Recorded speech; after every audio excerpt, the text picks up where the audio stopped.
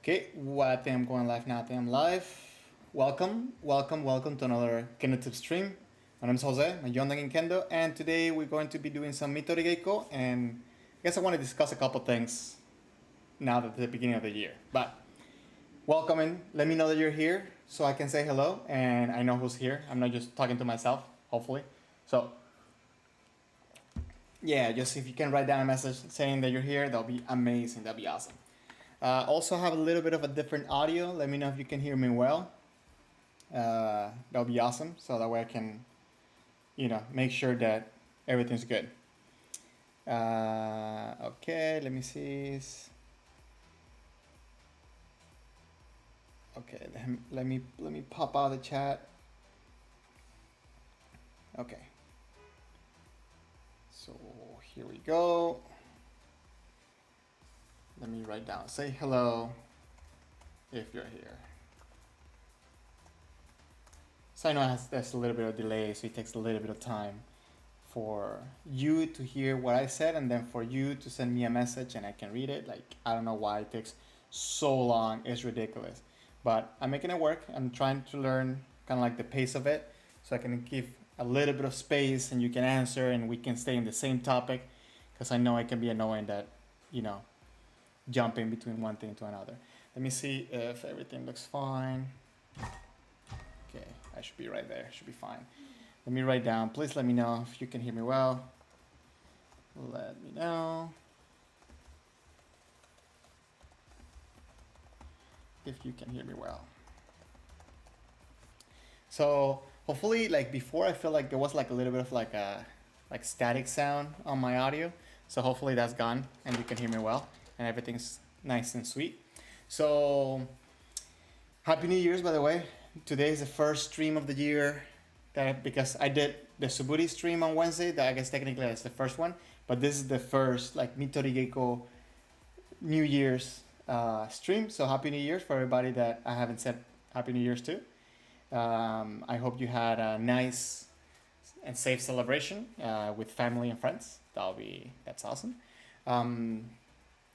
Let me know, what are the plans where you're at? Is there Kendo getting back or is still like pretty much in a pause? I seen that Japan went again to like state of emergency, so kind of like Kendo got cut down again over there. But I kind of want to know from everybody what's going on with everybody and some of the news. If you can keep me up to date, that'll be awesome. Okay, now on Wednesday, I did my Suburi stream, and what I did is a little bit of a tradition that we have at the dojo where we do 1,000 Suburi, and I kind of wanted to discuss a little bit of it here today. Just to see what you guys think. Maybe if you can share with me some of the traditions that you have at your dojo or some of the personal traditions you have at the beginning of the year for Kendo. I also wanted to talk about, let me write it down because I don't want to forget. But I also wanted to talk about goals in Kendo. What goals we have in Kendo for 2021. Because I know a lot of them, the goals that we may have had for 2020, we had to adapt them based on the situation. So now that I guess we're a little bit more, adapted to the situation, what are some of the Kendo goals that you may have for this year? So we'll talk about it in a little bit. And I specifically, since one of my favorite techniques is the Banamen, I kind of found a few videos that we're gonna watch, kind of to analyze or like look at some of the Banamen and maybe find out what works, what doesn't, why does it work, what are the best situations, and some of the stuff we can talk around like just to see how to improve our Banamen, I guess, right? Because again, right now, this is the time to study more than actually doing because, we don't have the dojo. But yeah. Rexa, hola, ¿cómo estás? Yo sé que entiendes el inglés, so I'm going to speak in English. Okay, but if you have any troubles, let me know and I'll say in Spanish as well. But, sí, si alguien está aquí que habla español, por favor déjame saber para así hablar en los dos idiomas. Pero si entiendes inglés, también déjame saber. So that way we can just keep this going smoothly. Rexa, ¿qué hiciste para el principio de año? ¿Cómo recibiste el año? And if anybody else here, please let me know so I can, acknowledge you, say hello, and I'm giving a little bit of time before I start showing up the videos and stuff to just let people come in and make sure that everything is good. Um, as I mentioned earlier, I did 1,000 suburi for practice on Wednesday, and I also do a small class online with the Venezuelan team. So I also did 1,000 suburis with them, and I think I was thinking about it, like, and analyzing a little bit, and there's some cool, like, I guess, symbolic things that I've been thinking about it that kind of want to share with you, and I want you to tell me what you think. But hey, Jan, how's it going? Again, sorry if I'm mispronouncing it. You know my accent. Theo, hi, how's it going? Thank you for passing by. Um, and Kendo Oncebeck. I'm sorry if I'm mispronouncing it. I guess since I don't know your name, for the purpose of today's stream, I'll just call you Kendo unless you tell me different. And I'm sorry if I mispronounce your name. But also, so Jan, so I'm guessing you guys know each other because you guys both are from Germany. But awesome for passing by. Thank you for passing by. So I do want to know maybe some of the traditions that you may have for the beginning of the year. I know previously, I know some dojos that they kind of get together like on the 31st and they do suburi onto the beginning of the year and they do like a little party, little celebration at the dojo, which is, I think is kind of cool. At my dojo, what we do, it's 1,000 suburi on the first class of the year. And you know what? I was thinking about like the tradition and like I'm doing the suburi, and I feel like for me it's kind of a little bit of a reminder that we always have to come back to the basics and kind of how important the basics can be. And I'll discuss a little bit more. Hey Melvin, how's it going? Gracias por dejarnos saber que estás aquí. Um, I'm happy that you're passing by. Um, so, and right now, like, I guess we're just doing the stream, just hanging out. We're gonna watch some the Banamen videos. Gonna talk a little bit about our goals for the year, and yeah, just have fun, have a good time here. So I was saying about the oh okay, Tobias. Okay, you said I hope I'm pronouncing it good. I don't think that's normally I have problems with the J names, right? But Tobias, nice to meet you. Thank you for passing by. So, anyways, with the whole thing with the traditions and stuff, I was doing. I did the 1,000 suburi twice, right? I did it on Wednesday with everybody here, and I did it on Saturday with the people from Venezuela. And there's some things that I really enjoy about doing it, because I think normally in the past when I gone to the class, the first class, I said like, okay, we're gonna do 1,000 suburi. I guess I might have seen it like, okay, it's kind of boring. I want to do keiko, right? I want to do something else. I want to blah blah blah.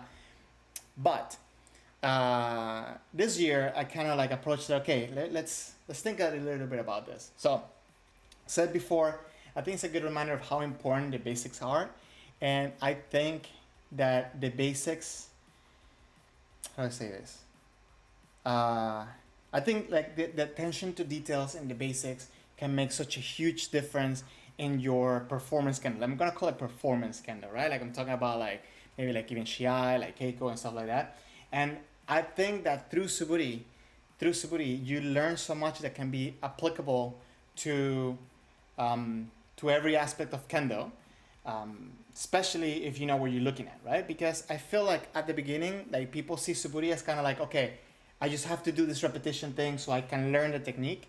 But then after that, I think it's just a matter of polishing yourself, right? To do it better.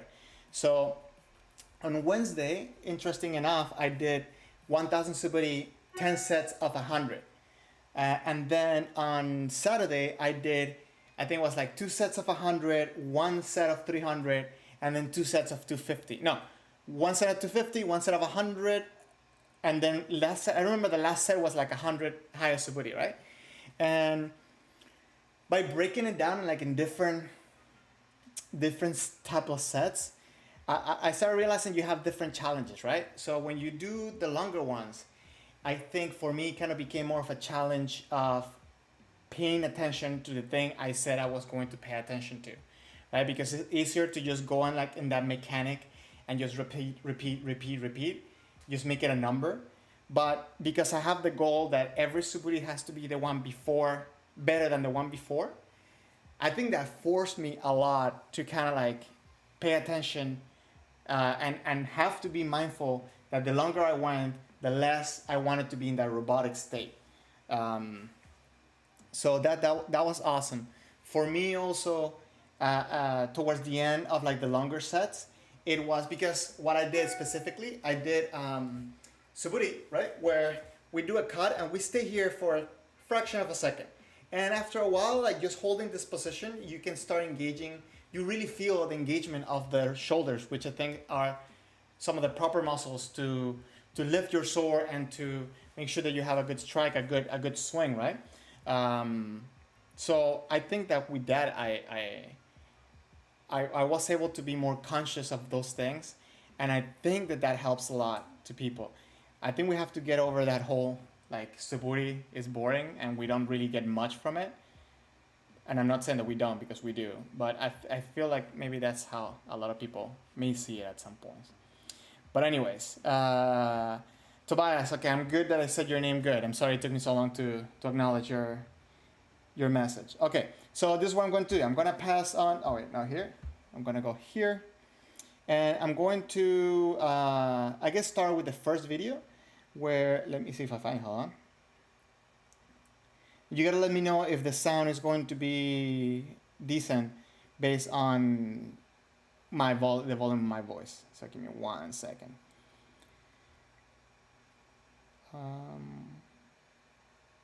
Let's see. Okay, so the first video I found for you guys today, this one, it's Kunitomo Nishimura. I don't remember from which one. I don't remember if this is the final where Kunitomo won. But anyways, so I think it's a beautiful, and it has a couple other videos. So let's watch this. The one. Hey Steven, how's it going? Okay, so what I want to do is I kind of want to like just analyze it, break it down, and see some of the communication. Beautiful. I think Kunitomo has a great man. So that's to me, it's always, I always like to watch it. So let's break it down a little bit and let me know what you think, if you think I'm making stuff up. Anyways, so he starts up with a little bit of an approach, right? Like a little bit of a testing the water type of thing. What I like about Kunitomo is that you see, as soon as he takes a step forward, look how engaged his feet are to either go forward or backwards. So obviously he goes backwards, but I don't think he went with the intention of going forward and then backwards. I think he went with the intention of going forward and then assess the situation as he was going, right? But I find it amazing that you see like he has such a snappy footwork, and I really like that. So bad that the square right there, it's kind of like in the middle of the way. But he kind of took that. Now, I couldn't tell you exactly what did he see after that first opportunity that he kind of decided to go for men specifically after. What do you think? What do you think he saw between that first, I'm gonna call it a fake, right? And then the second time where he went. I think he went with that, watching it in slow motion, it's a little bit clearer, right? But let me know what you think. Let me go back a little bit more. See, fake back, and then immediately Kunitomo went back. But then he started going forward, and it's kind of almost like a double step, right? He starts like taking a step forward, but then instead of putting the foot down, actually he started putting the foot down, but before he moved the left foot, and I think this is very important, right? Before he moved the left foot to kind of like, you know, make an approach, what he did, he just kept the engagement of the left foot, and the right foot he just launched it forward for Mikomi. I think. You tell me what you think. Let's see. And again, that snappiness of the footwork. Look at that. So you see, he's kind of like his weight, and this is interesting. I think this is a part of little bit of learning your body, right? He starts moving the foot. He starts moving the foot forward and the body forward. His weight is definitely with a forward momentum, but you can see that he is constantly pushing with the left leg, and then in the last second he does that fumikiri to kind of give him that extra boost and get that ippon. And you see that Nishimura, he kind of like started going forward. Kunitomo had that center. Look at the shinai work right there. He kind of goes down and up, and he comes straight from the center. And I guess Nishimura tried to go a little bit from the side. And maybe because of what he did before, right? He was trying to block or whatever. I don't know.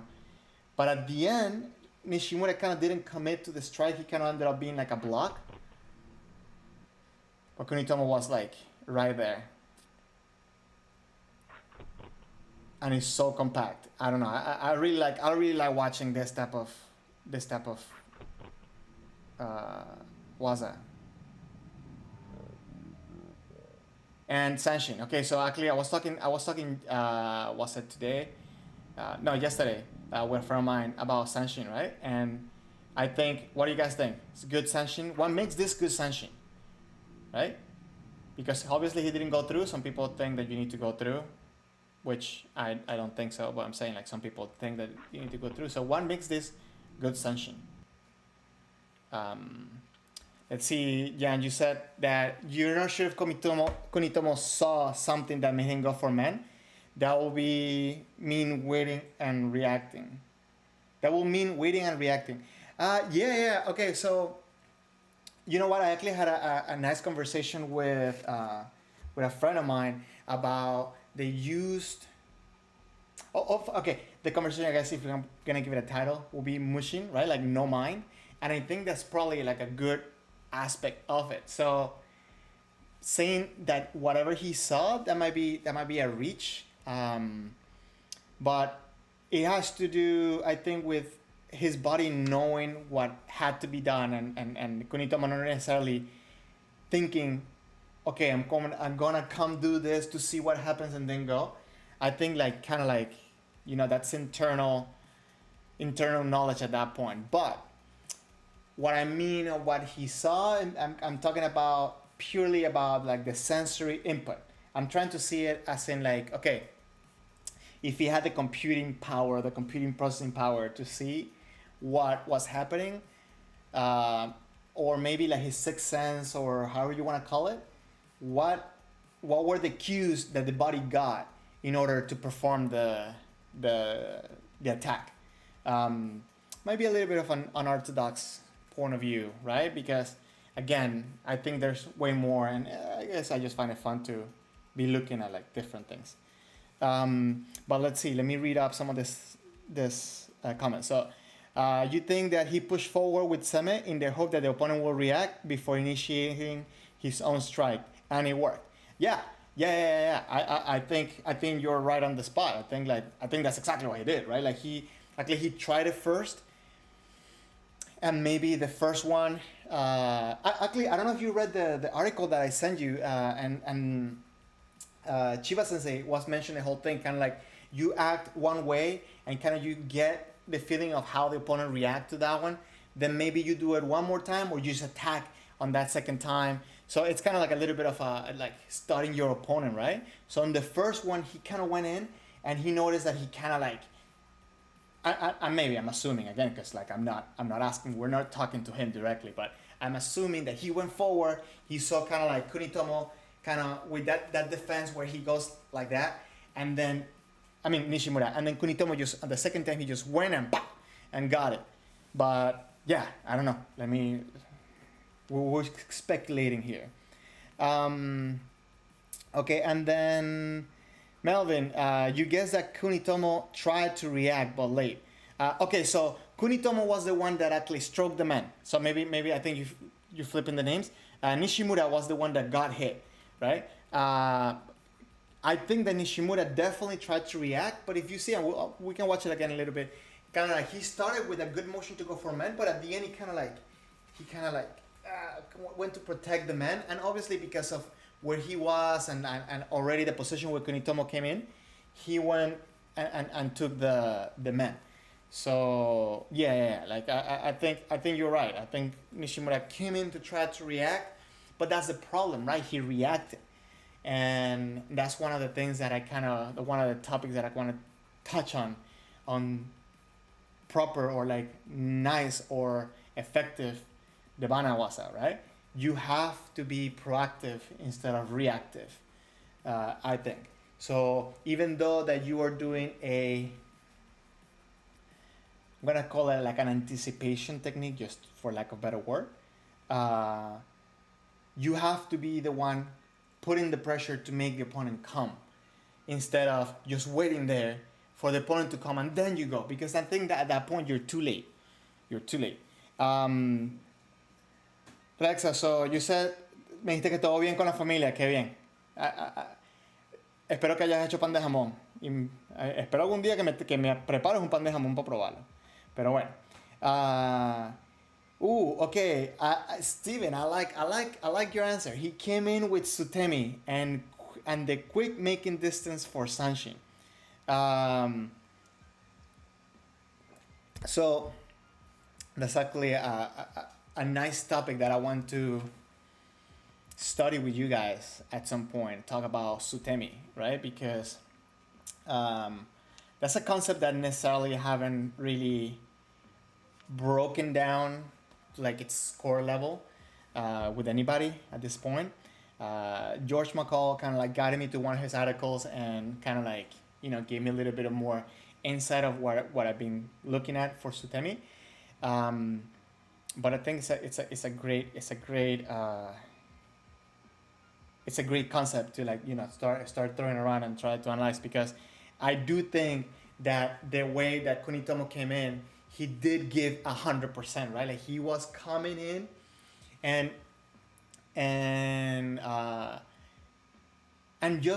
one of the things that guys, if you can, like if nothing better, please practice footwork, because I think all of that was possible with the amazing footwork that Kunitomo has developed. I think the striking is kind of meaningless if you don't have good footwork, and I don't know if you have heard the expression win and then cut. So I think that's probably one of the like a good example of that. Like he came in, he put the presence, and he had the opening, and then all he had to do was just like execute the waza, right? But I don't know, like that's an opinion, I guess. So let's see. Okay, where am I at? Media, okay. Come on, video. Where is it? Okay. So last time he comes in and bam.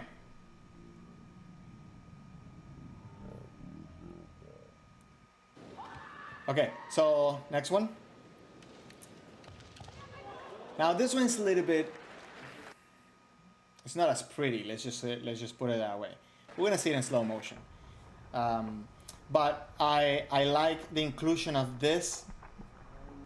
I'm gonna say that this one's more competitive, and I'm putting that in quotations, right?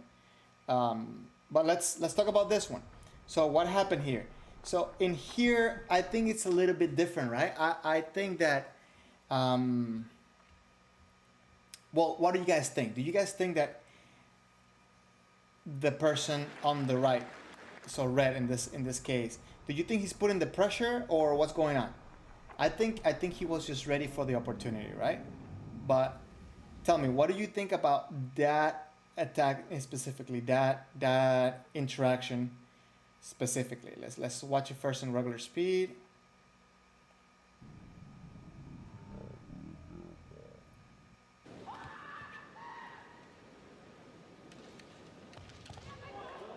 Okay, so what are your thoughts? What do you think? Just watching slow motion now. Okay, and again, for me, what I like about this one specifically, it's the readiness of red, right? He like the footwork, the the balance, the presential awareness, I guess, like to be ready to move. He was in perfect balance. He was able to come in for the strike. I think the strike was a little bit, I'm gonna say, adapted to the angle, right? Because he kind of like did a little bit of a little bit of a not so pretty strike, but it works, right? Let's see. Tobias, right? Yeah, like let me make sure that I didn't. Okay, yes, Tobias. You said that you think that Y was just running unprepared into strike distance, onto the strike distance of Red. Red had a better position of her feet. Are they he or she's? I don't know because I can't hear it, so that's my excuse, right? Um, so in the right moment could execute the strike, and I think you are right. I mean, like in that moment Red was in the right position, like that's what I said, like the footwork, like that it was on the spot, it wasn't sleeping. And that's one of the things that I heard from a sensei a long time ago. It's like you want to make sure that wherever you move, you're not flat on your feet, right? You're ready to move whichever direction you have to go. So every time you move, you land back on kamae. Kamae means that you have to be ready to do whatever you need to do, right? So I think you're completely right. Red had, even though it was kind of like baiting back, it was a little bit of a different approach to the Banamen, right? Had great positioning on the footwork.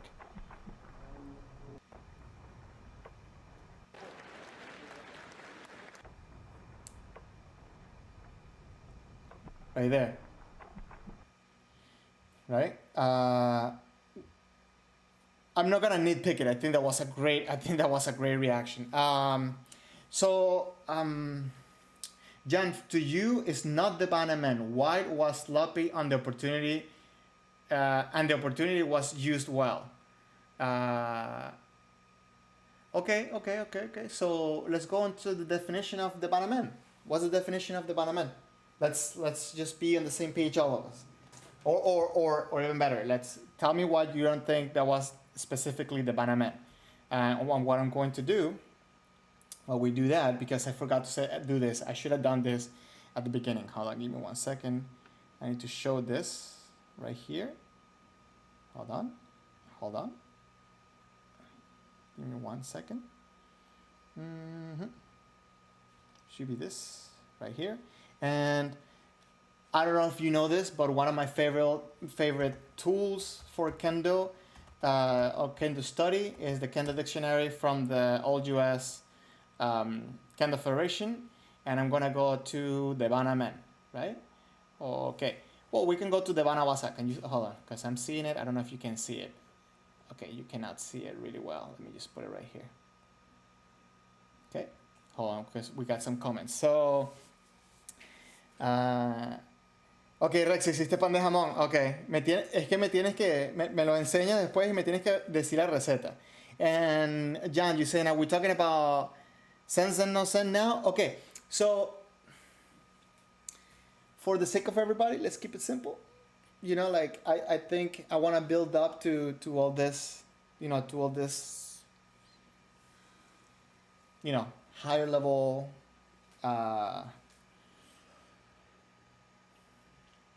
High level talk, I guess, like just for lack of a better word. So I kind of want to break it down as simple as possible, just to accommodate anybody that may just starting and kind of like want to get interested. I don't want to lose anybody, so let's keep it broad. How about that? So the Vana, the definition here for the Vana, the very moment that an intended strike begins, which provides an opportunity for a counterattack. Okay. And I should have done this at the beginning, right? So we're all on the same page. And then the Banawasa counter-attack techniques delivered at the moment of the Bana. And the Banamen, the Banakote, the Banaski, C classification of techniques. I need to find that. But okay. So we can go by the very moment that an intended strike begins, which provides an opportunity for a counter-attack. So you see, I think you were right, because in this last opportunity, I guess he or she, because I don't know if it's he or she, attacked after the kote was done, and as you said, was sloppy, right? So I think you're on point, man. Like, damn. Hold on, let's watch that one more time. I think what you said is a very very nice and interesting observation.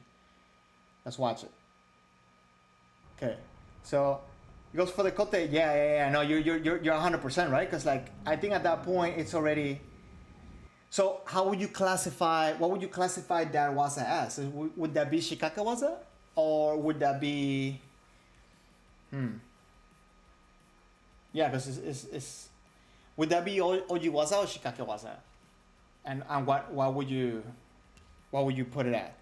Um, so Tobias said, "May I add the bana definition I have from the Japanese English dictionary?" Yeah, of course, please. We hear all about learning. So tell me, what do you have for us? And I know I'm conscious about the delay that I say something, then you hear it 20 minutes later, and then by the time that your comment shows on the screen, it's like 20 minutes after that. So I'm gonna try to linger a little bit in the topic so that way we can get the communication together here. I look super short like with the camera here. It's so funny. Okay, so I think the it's coming. The definition is coming.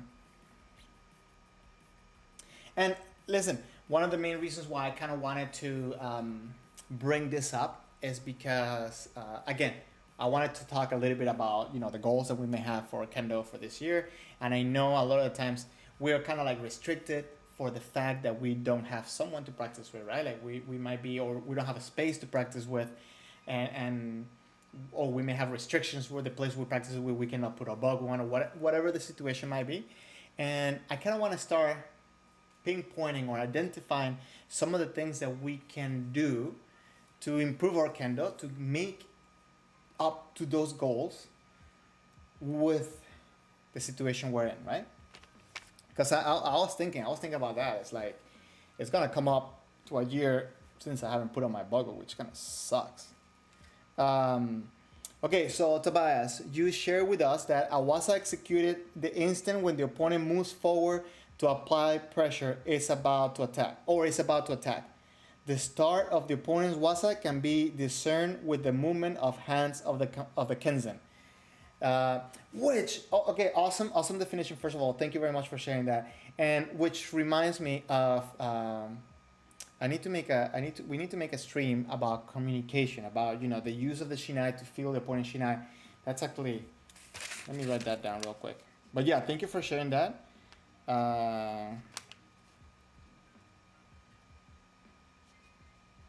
So I think Jan was correct on this one, right? Like I don't know if they classified this wasa as correctly within the Debana wasa category, because obviously the person attacked, missed, and then the other person kind of like took the opening.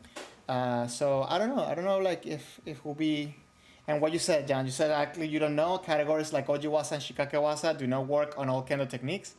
They're models to make people understand better. That's right. That's right.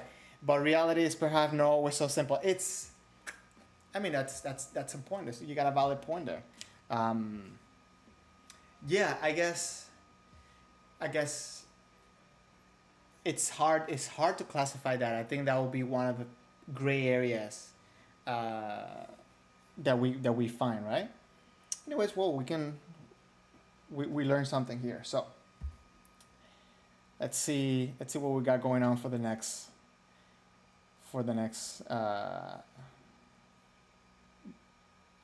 video. No, the next video, the next development. Let's say this one. Oh, okay. So this one is interesting again because the person's going backwards, right? And I like that because he cannot bait him to come to him.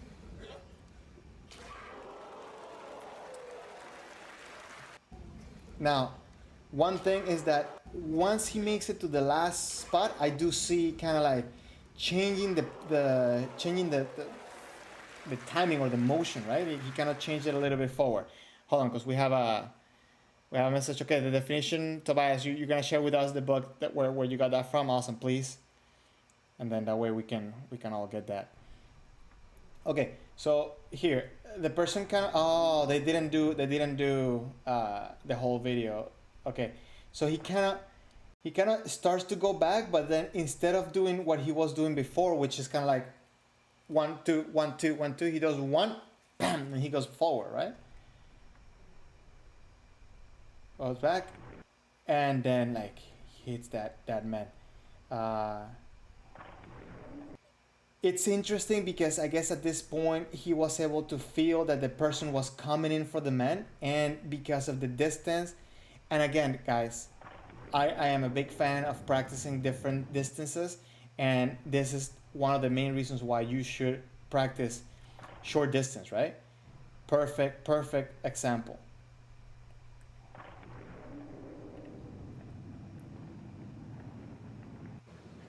I really like that. I really like that. Okay. John, the Vana Waza is a good example. It's a category. Its categories as Shikake Waza, but has many indicators of an Oji Waza. Applying seme to provoke the opponent to strike. Okay, so yeah, so that's something that I wanna talk with with more people about this, but uh, I think in both either Shikake Waza or Oji Waza, I think you have to apply the pressure, right? Uh, so I think you're right. It might be hard sometimes to get a clear definition when one was something and not something else, um, because I think it should always look the same. The beginning engagement should look the same, right? You should be the one applying the pressure. You should make your opponent react, and instead of you reacting, right? You want to act. So whether that action it's kind of pushing forward, like we seen on the first one, or as we seen in the past two videos, kind of like just kind of like bait the person to come back, and then take the strike forward. Um, at the end of the day, I think it becomes a thing of attention, and also, uh, as I said before, like internal knowledge, like knowing, like your body knows what it has to do without you telling it to do it. Um, so yeah, I don't know. Um, so Chicago Wasa is a technique to destroy the opponent's kamae to make him defenseless. Okay, and I can see that because like you're definitely breaking through the kamae of the opponent instead of making him break his kamae. Let's I guess for lack of a better word, right? Um, so I mean, yeah, I agree 100%. Like, um, but tell me if you guys agree. Like, do you think that you should always be putting the pressure, or is there a time where like you shouldn't? Um, or share your thoughts. It's Yeah, you're saying that it's usually a bit more protective than only applying seme, but that's just my understanding. I'm not protective, proactive. Sorry. So you said it's usually a bit more proactive than only applying seme, but that's just your understanding. So when you say proactive than only applying seme, so then what are you applying seme for, right? And this is one of the things that I like to discuss a lot too, because obviously I think that's going to be part of my development for my next test. But always talking about seme, uh, I think a lot of people kind of want to know what is seme, or maybe how to do seme, but I don't see that many people asking why, like why to do semi, like what are we doing with it, right? Hey Aisha, nice to see you here. Thank you for joining, thank you for passing by. We're I think we're having a very very interesting high level conversation about semi and different wazas, but mainly it's kind of how can we learn from this and practice it and put it to use for ourselves in the situation we are in right now, right? Like to practice here, right? So yeah. So if and also I ask about what are some of the New Year's traditions that your dojo may have. That'll be nice to know. But anyways, let's watch this one more time.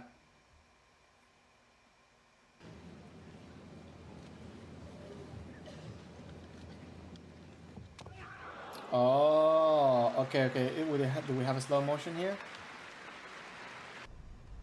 Okay, we do, and we have it. Okay, so in this one, that's another one where he's coming back, and again, this ones are super interesting, right? Like he's coming back, but let's do something real quick. Let's watch because he went. Let's watch his footwork before that last.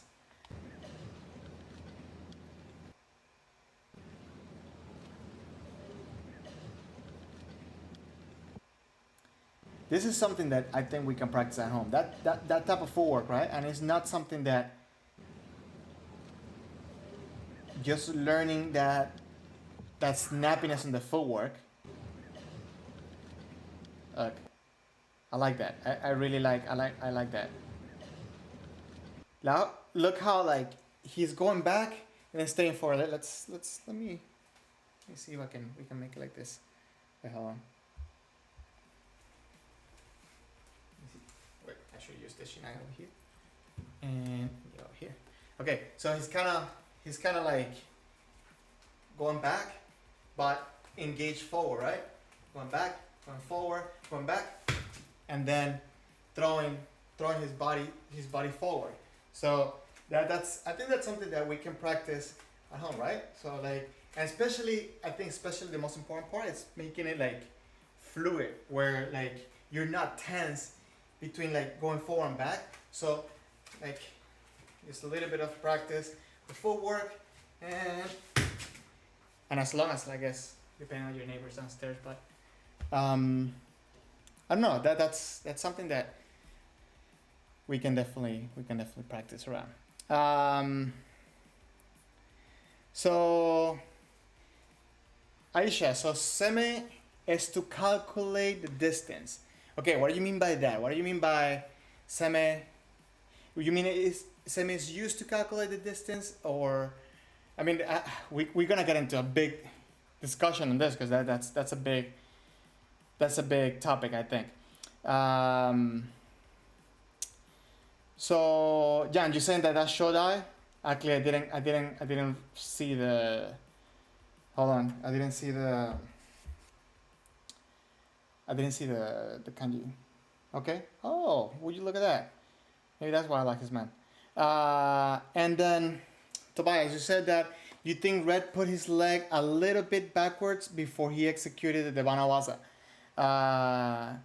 And then Jan, you said that left leg is definitely key. He went back and grounded his left leg, inviting the opponent at the same time. So that's one of the things that I call it anchoring, right? Like, because I feel like at that point, let me just go here. Feel like at that point when this leg goes here, it's not necessarily just stepping here. It's kind of like he's anchoring, pushing forward. So it's definitely a good,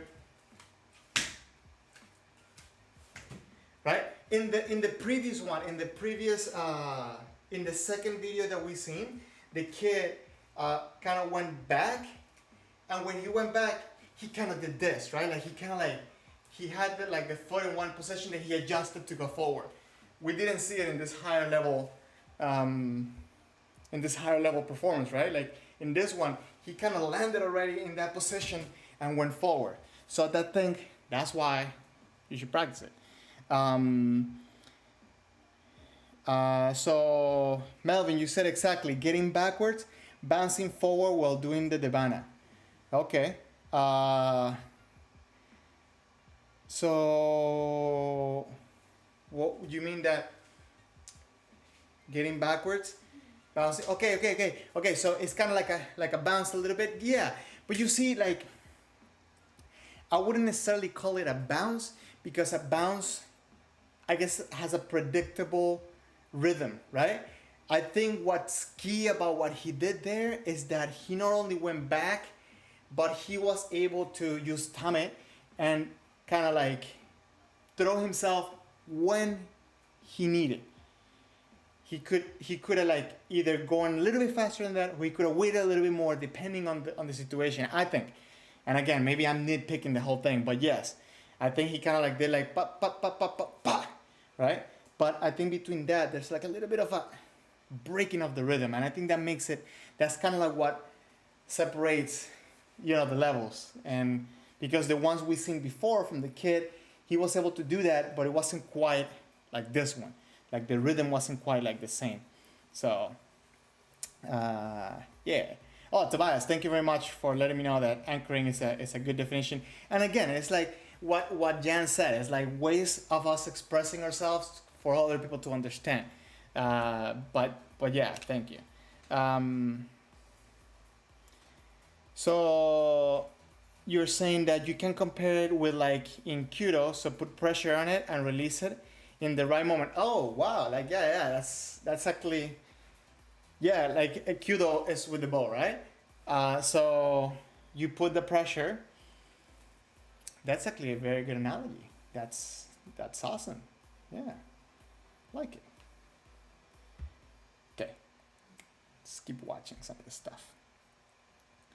Again, Jan, I think I mentioned to you that I really like Shodai's men. Kunitomo's and Shodai are like.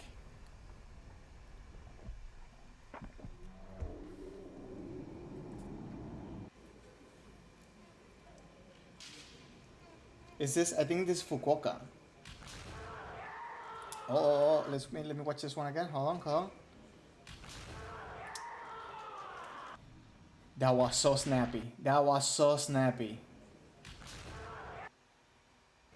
Actually, I think it's Fukuoka, right? Because Jan, correct me if I'm wrong, but I think that's Kunitomo, right? Like on red.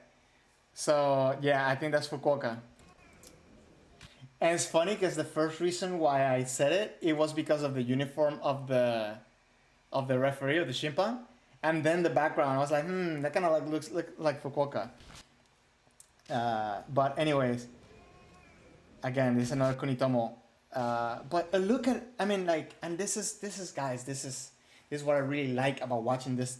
Look at the control after the Fumikomi. Look at Kunitomo's like sturdiness, for putting it that way. After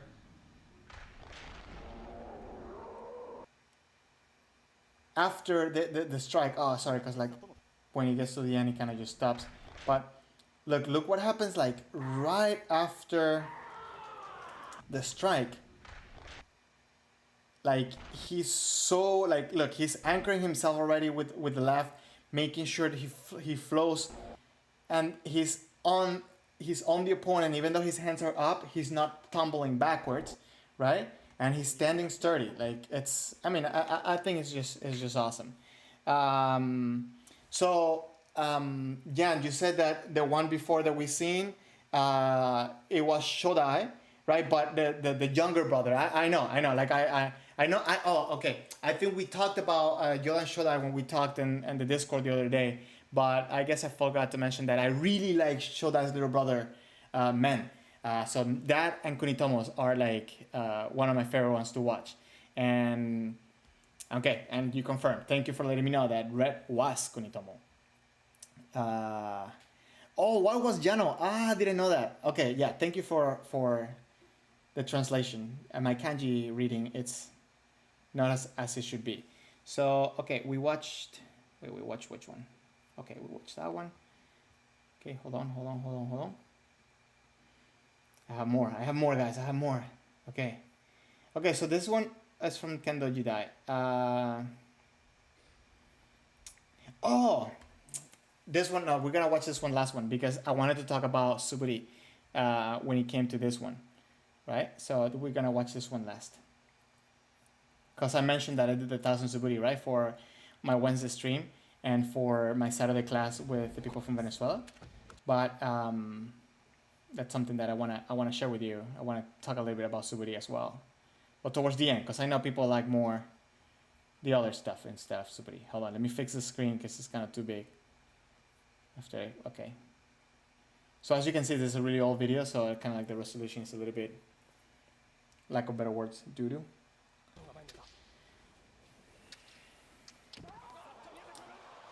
So let's see, I don't remember if this one had slow motion. I guess it does. Okay, now this is something that I particularly try to avoid for myself. That dip, and then like that. But he did it differently than normally I would do it. And my main thing is that a lot of times when we do that dip, hold on, when we do that dip, we kind of do it forward, right? Like when I kind of do this, and when we're doing it wrong, most of the weight is in the forward leg. So the only way I can move is going to be back, right? But if we stay anchored with the left, right, I'm able to go forward if I need to, but I'm also to go backwards a little bit sharper. So that's a bad habit I noticed for myself a while back, that a lot of times if I was in a tournament, right, trying to do semi, right, I'm trying to like fake my opponent out or whatever, kind of come in here and I will do this, right, or maybe like this, whatever, but then my weight was like here, and that was it. Only place I could go was back, and not really with that much control. So I try to, if I'm gonna do something like that, kind of like do it with my weight anchored here. So if I have to go forward, I'm able to do it, right? I'm able to like go forward. And one thing that I really like, we seen it in Kunitomo, but also Nishimura does it really well, is that practice of kind of going forward where it looks like they're about to step, but then they go again, they keep pushing, right? I think it's a great thing to practice when it comes to control, like when it comes to like changing the timing and changing the things that you can do in order to get an ippon from your opponent. What's your favorite waza? Please, everybody, just tell me what's your favorite waza, and maybe I can talk a little bit about some of the different things that I can think about those wazas. That'll be awesome. Anyways.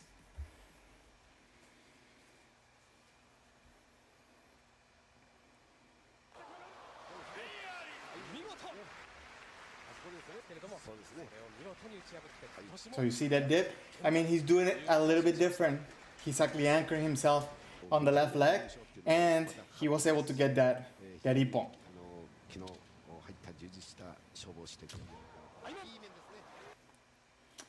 For the next ones, let's do something. I'm gonna try to press play and stop it before the ippon, and try to guess who do you think got the ippon. Okay, and we'll make it a little game. Tobias, you said that for you, it's men de banagote. Okay, that is, I think, an awesome technique. I think you have to have a lot of good control on your footwork, right, in order to do it successfully, and you have to be very compact, but you have to be really good at putting that pressure for the person to start moving, so you can get the debana right when they start the motion, right? Because if they get to that point where like they extend the hands, I'm not gonna say it's impossible, but it becomes harder to hit that kote. A lot of times you gotta end up doing that kote that's kind of like to the side like that, and that's kind of like, might not look the best. But that's a great technique. It's a bit risky especially for like team competitions. I think it's definitely a technique that needs a lot of confidence. So that's awesome. That's your best waza, your favorite waza. So Steven, the Banaman is for you. So I mean, you're also very tall, so that actually kind of goes on your favor for that. I don't know. For me, like just even watching the Banaman, it's awesome for me. I think I could sit down and just watch people do the Banaman for a whole practice, and I wouldn't mind. I wouldn't get bored of that at all. Anyways, so let's try playing a little bit of the match, and let's see who gets the ippon. Wait, first we have to watch the slow motion of that point. Right? So Let's watch a little bit of that first. So again, this in all these Debana waza, a lot of them are coming out with that pressure backwards, making the opponent be confident, but you have to be ready. They're not reacting, right? They're coming back, but like with that anchor and like with that pressure to go forward. And instead of, I feel like instead of reacting, what they're doing is kind of like holding themselves back from that attack. I don't know, what do you think? John, you said that when your favorite Hachidan asked you what your favorite waza was, you replied Kote Nuki Men. You have to have good seme and can make a beautiful Kihon large men strike. Oh, what did the sensei say about your favorite waza? Like what was his comment? I'm interested to hear that. But Kote Nuki Men, I think that's one of those that like when you see someone score Kote Nuki Men, it's like, ooh, that was nice, right? Oh wait, he told you that was a primary school kid's waza? Did he say why? That's interesting. That's funny. But yeah, I think that's one of those waza that like when you see someone get hit by, it's like, ooh, that was nasty. But yeah, it's cool. All right, let's see.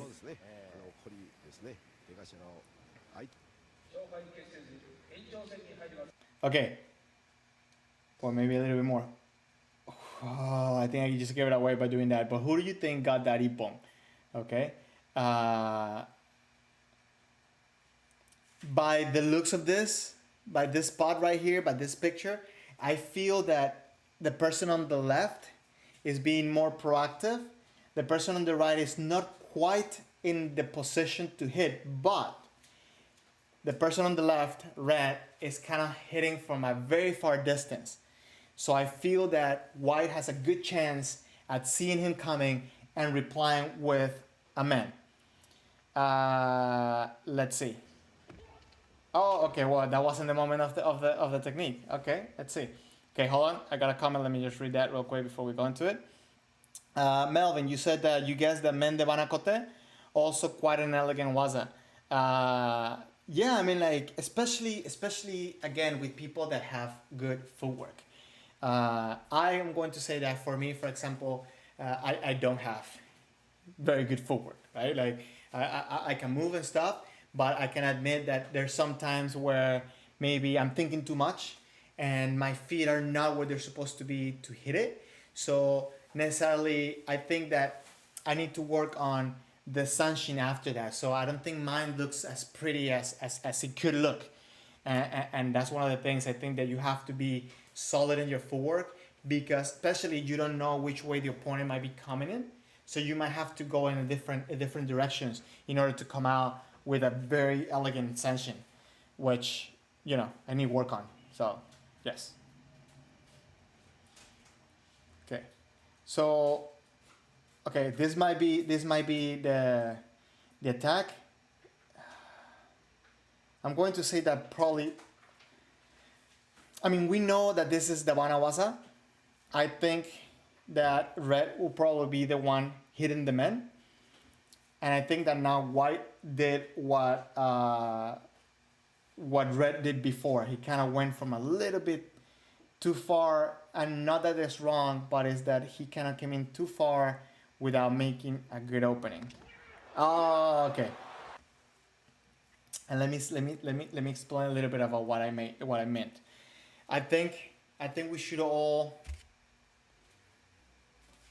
and this is something that a big talk that I had with a lot of people when I was, not a lot of people, but a few senseis when I was in Japan, is that my whole time from no kendo to like even like beginning of Yondan, right? Like a lot of the times when I was practicing, I was pushed by hit as far as you can, right? I try to reach and have the best reach as you can, which I think has its benefits, right? But when I was over there in Japan, some senseis, they kind of like set me down and said like, listen, you're attacking from way too far. And what happens is that if you do it all the time, it becomes predictable, right? It becomes They can see you, they can get your timing, kaeshido, you know, even degote, debanamen. Like a lot of times, a lot of things that can be done against that large man. So that ability to attack and to be effective from a very short distance, I think it's very necessary. And that was a very good example because the person came in with a very nice man from a very from a very comfortable isokuito, right? The other guy was still on kamae, and I know that they have the ability to hit from very short distances as well. So I think that the person on the right, which I don't remember if it was red or white right now, but we can watch it, he didn't come in with enough control of the center in order to get that ippon. Again, that's my thoughts. That's my assumption or whatever you want to call it. But I think that's kind of what happened at that point. Let's see if we have a slow motion real quick. Yeah. Okay. So they did it from when he was already into the waza. But if you see, hold on. Let's see.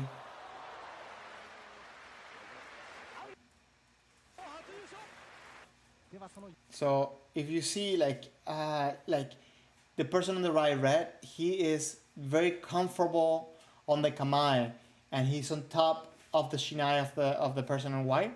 So I think getting that ippon is obviously he got it, but I think he had the upper hand on that one, and obviously they have the control and the snappiness on the tenoichi to get that ippon. So something to keep in mind. Whenever you're coming in, you want to try to get control of the center and work that. I think that's very important.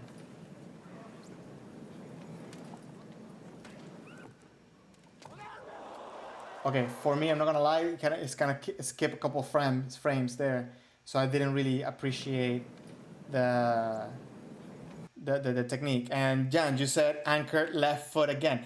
Listen, that's a thing that's been on my head. I don't know for how many months already, and now every time I just go around, I just see that anchor. And if you notice in a few videos that I put out, my latest footwork videos that I've been talking about it, I've been talking about anchor your foot. Have that power. That power comes from the left leg. It's just I just wish it was easier for me to make videos so I can express more of these ideas in a very organized way. Melvin, you said, is there any Kendo channel you can recommend to see the tournaments? I've been using Kendo Jidai, Kendo Sandan Godan. Oh, I don't know about Kendo Sandan Godan. I know there's, but haven't been able to see full tournaments. Okay, so quick little rundown. I'm going to say the All Japan Kendo Federation has a bunch of the All Japans, and you may not be able to see, and I understand you because I like to watch full matches because I like to see the communication even when the strike fails, right? So the All Japan Kendo Federation, Sen Nihon Kendo Renmei, they have full videos of the full fights, and you can probably also check the order of the matches so you can actually follow competitors go through the brackets. Also, Let's Kendo has, I think, a great collection of matches and tournaments, and they've been doing live streamings of the tournaments that have been happening lately. I think in the past, look at Jan. He gave me that assist, Let's Kendo. And what's really cool about Let's Kendo lately is that they've been doing live streamings, and I think they're getting to the point where they figure out how to make it where there's barely any lag on the stream, so you can actually get a good appreciation of them. And you can see what's happening right now, how they're doing tournaments right now with the whole, Corona situation. Let's Kendo YouTube channel. It's definitely that's the YouTube channel. Another Kendo channel that I can recommend right now. It's Enjoy Kendo Seriously, and they're doing it kind of fun, but I think they're having good content. They have a lot of good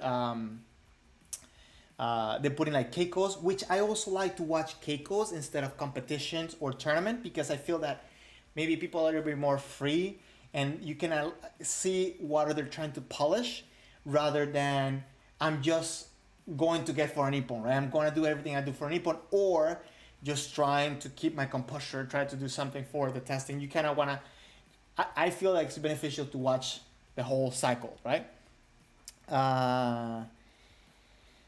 Yeah, the live streams are awesome. The Let's Kendo, the live stream, yeah, the live stream.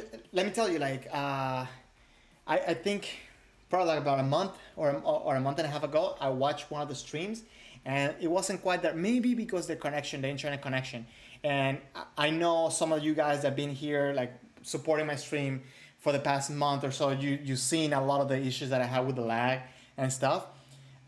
It's I don't think it's easy to get all that stuff working. Like nice and smooth, especially if you're using a Mac, which I'm pretty sure like a lot of people in Japan are using Macs for, because if he does video editing, most likely he has a Mac, so he probably started using it. But Mac makes it like really hard for this to work. But anyways, I'm glad that they're doing that, and they're doing that very nicely. I would really, really, really would like to be involved in some of those stuff. Okay.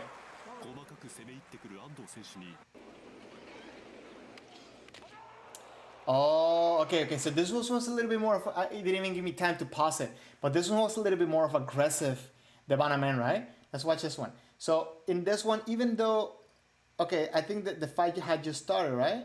And actually, let's watch it regular speed first.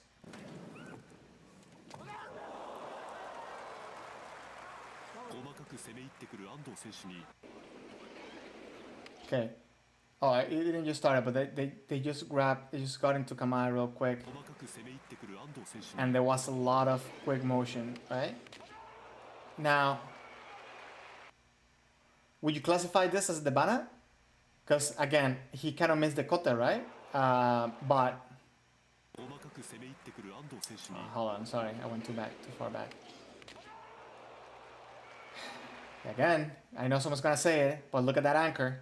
Look at that anchor right there. You see, like, right there, that motion? And guys, one of the best tips I got for my Kendo life is learn to steal. So learn to steal the waza, the techniques, and make it yours. So I think this is the key point right here of that anchoring. Hold on, let me see if I can pause it, like, at the right moment, right? So right now, he's on Kamae, but going backwards, right? So he starts going backwards, and as soon as that foot touches, look what happens, right? And he doesn't let that pressure go. And like, look how it kind of looked like he was gonna go for a fraction of a second, but then he kind of held it. Look, I wish I could have like more slow motion, but hold on, let me see the timing here real quick. Okay, we're at 118. Let me put it like a 115, 116. Too far. Okay, that's regular speed. But look what happens. Look right here. He goes back. He looked like he was gonna go forward, but he stopped himself.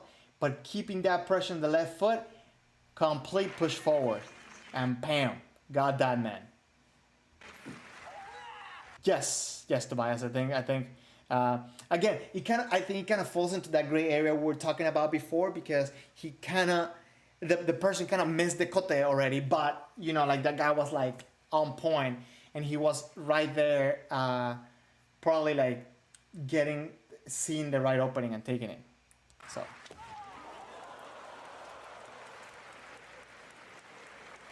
I like those ippons where like the person kind of like says like, oh wait, did I get hit? What was that? Okay, hold on. I think this is a bad angle to watch it. This is very aggressive, right? Very aggressive motions, and I don't think we have. Oh no, yeah, we do have a slow motion maybe. Oh no, we don't.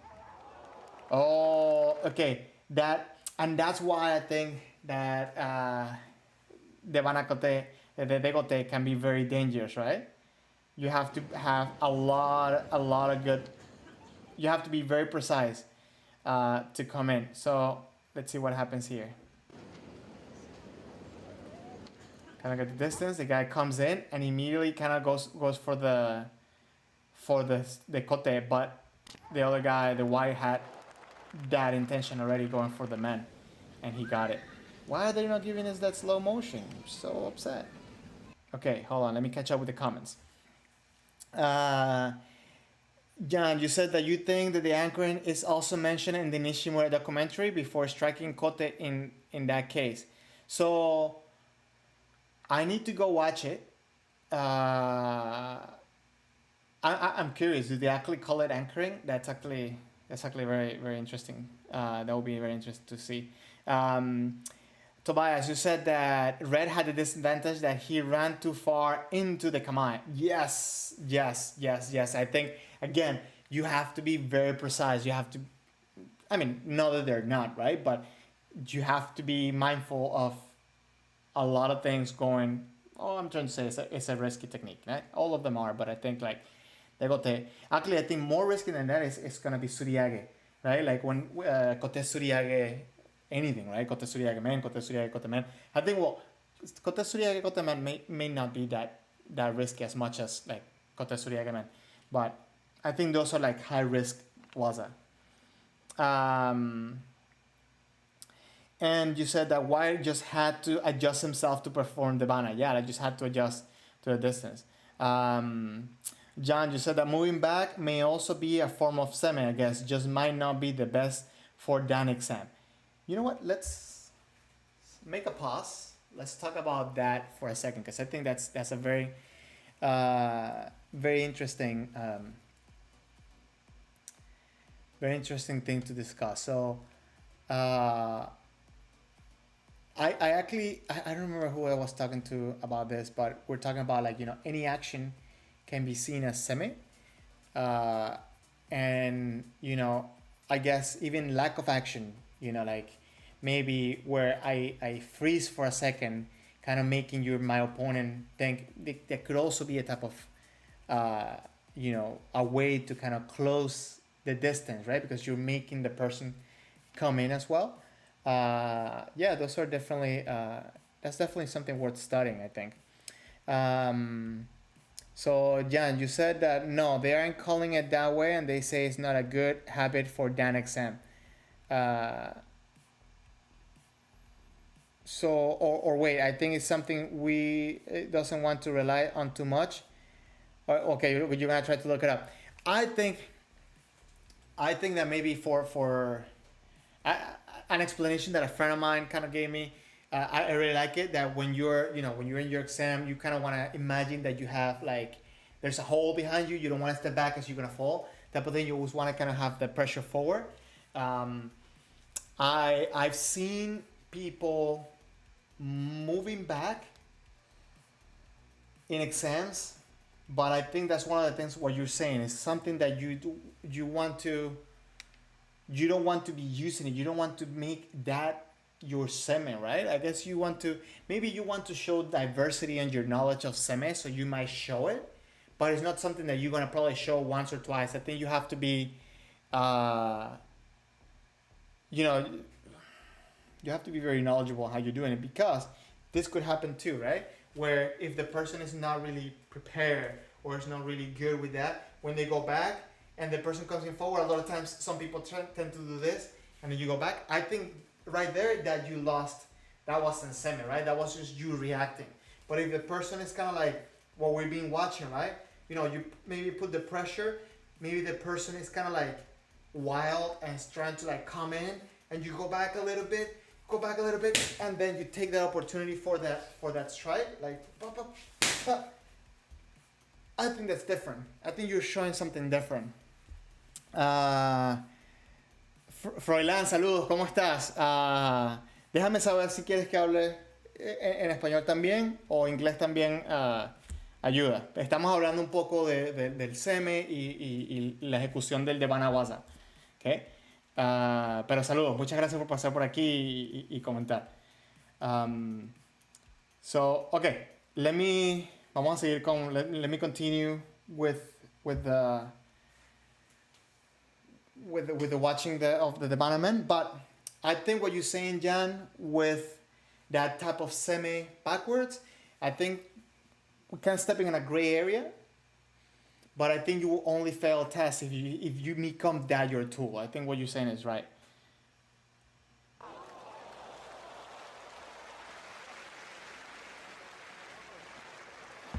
Oh, what happened? Let me see that. Didn't see that. Gracias, Sensei. Gracias, Froilán.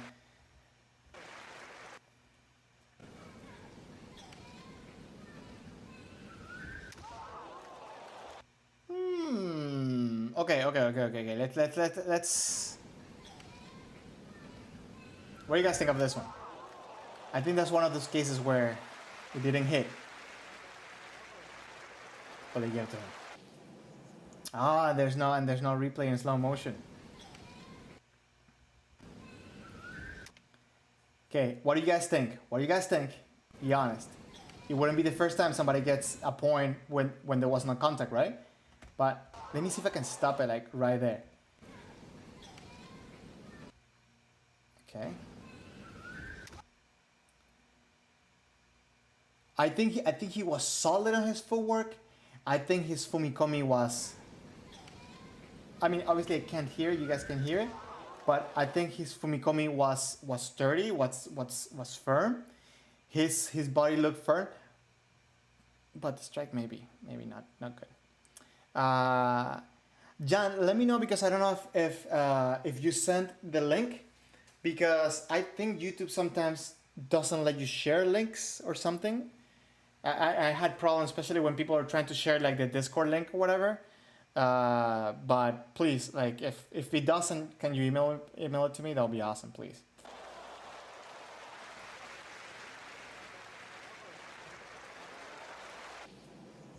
Again, for this one that just happened, I think that the biggest key that made it successful is that, again, he was anchored and he was able to do some type of like on the spot Fumikomi, right? Because the person was already coming to him.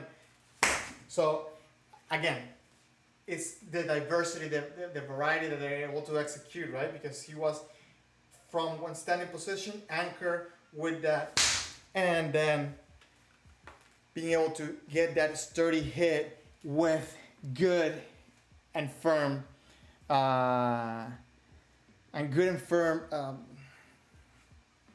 follow through, right? Sutemi, right? So, okay, Jan, you sent the link, but I guess we don't see it. I don't see it, but you can see it. Okay, that sucks. Listen, email it to me and tell me you emailed it. I think when I put it, I think you should get it. Everybody should get it. So please do that, and I can share it with everybody, because that's something that I want to make sure that everybody has it. Anyways, let's watch the next video.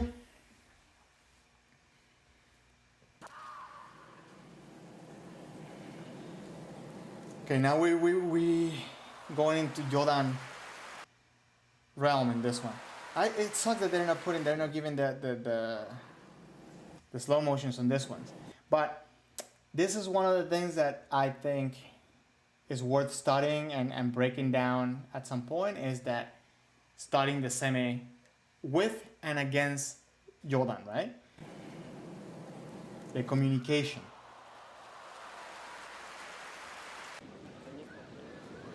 Okay, let's see what happens here.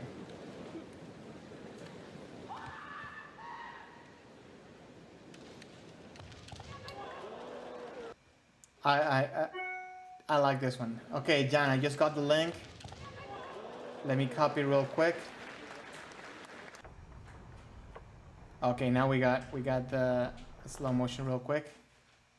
Let me bring this back a little bit. Let me put it back a little bit so we can watch it. Okay, so he's going backwards. Look at the left foot and the right foot. The right foot here, it's floating, right? Hasn't even touched. So I don't know if you cut that. That's kind of what I was talking about earlier, about that ability to kind of anchor yourself with a forward momentum. It kind of looks like you're going to step with the right foot, but the right foot kind of just grazes the floor, and the left leg is already kind of pushing you forward and engages right there and then. Cool, Jan. Thank you for letting us know that was Shodai. Guys, I'm sending a link right now. It's right below Jan's comment about Shodai. Please tell me if you see it, if everybody sees it. That'll be awesome because I want to make sure that everybody gets it and everybody is able to watch it. I don't want to be greedy. So yeah, anyways, while we wait for the response, kind of just want to keep studying a little bit of the Banamen. Okay, look at that. Look at that. The right foot is floating, trying to step down. The left leg is engaged, is pushing. The right leg is grazing. And then look at where the Fumikomi is. Look how far from where the right leg was, where it is, where it lands. Like, bam, pretty much like 2 centimeters ahead of that. And he was able to successfully get that man, pull himself forward and show up good Sanshin. I think that's something very worth studying. I think that's a thing that we need to like learn to do. I think it's very situational, obviously. I think it needs to be, I think that's one of the things that probably practicing with someone, no, not probably, definitely practicing with someone will help you get better at, because it's such a very specific situation, right? But it's a great skill to have. I'm glad that you guys can see it. Thank you very much. Arigatou gozaimasu. That you can see that link. I'll watch it obviously after, because I don't want to take your time just watching a link. And oh wait. So let me see. Because the reason why I don't want to put it right here is because it will lag. If I run a video through the window capture, it will look so laggy and you will probably get annoyed. And I don't want to annoy you guys. So I'll definitely watch it on my time, and if you guys didn't watch it by next week, I can probably download it and show it next week.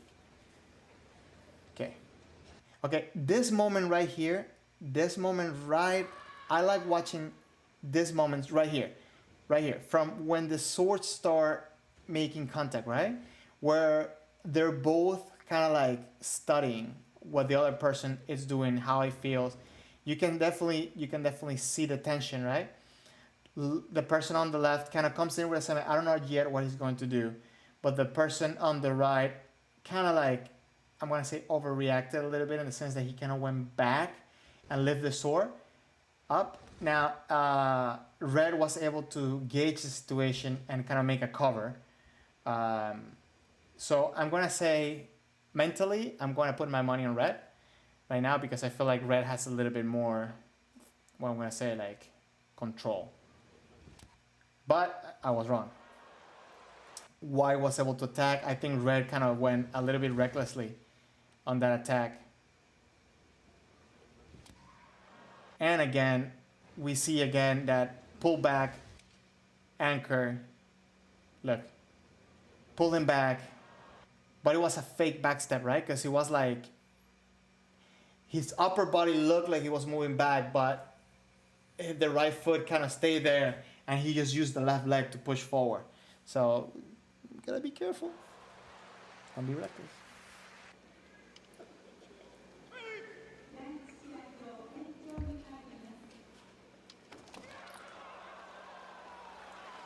Very, very nice. Let me see if we have oh, we don't have a slow motion of that one, but let's see real quick. Okay, so we know Red is going to get the ippon, right? Okay, so what's Red doing? Okay, look, I mean, I'm sorry if I'm bothering you with this, but like, look at the feet. Like, the feet are so important.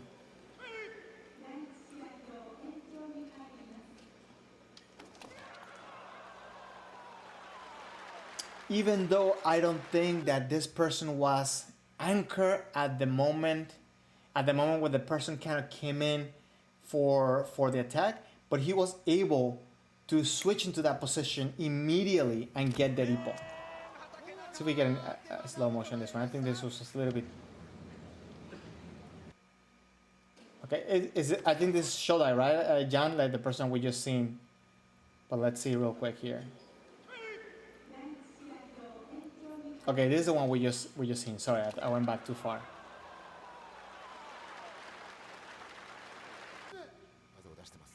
Okay, this one. Uh, I really like the kamae on the right. Right now he's not on kamae though. Right now he's kind of like in the middle of a motion, right? So he looks a little bit awkward. But look how look at how he came in. Oh man, I went too far back. Hold on, sorry guys. Okay, let's just watch the Ipon, and he comes in with that man. So John, you're asking me what video player am I using? With VCL, you can play it in slow-mo very easily. Okay, so I am not using a video player. I mean, I'm using a video player, but what I'm doing is I'm running the whole stream. Oh, sorry, let me just make it so I can talk to you. I'm running the stream through a program called OBS, and OBS is the one reproducing everything. I do have VCL plugged into it, but I gave it a run, I gave it a try, and when I was doing that, it was lagging. So what I do is I get the video from YouTube, I open it in VCL, and with VCL I download it. VLC, sorry, VCL, VLC, whatever. Okay, you guys know what I'm talking about. So I download it, and then I run it through the program. It's been the best that I've been able to get for you without doing the lag. I do want to see if I can do it better. I'm gonna give it another try throughout the week with the VLC or VCL, whichever. I know it's not VHS, right? But I'm gonna give it another try to see if I can make it happen. But right now the best way I can pass it on to you has been that. So Melvin, you're asking what do I suggest for practice of the footwork? It is something you need improvement on. Okay, so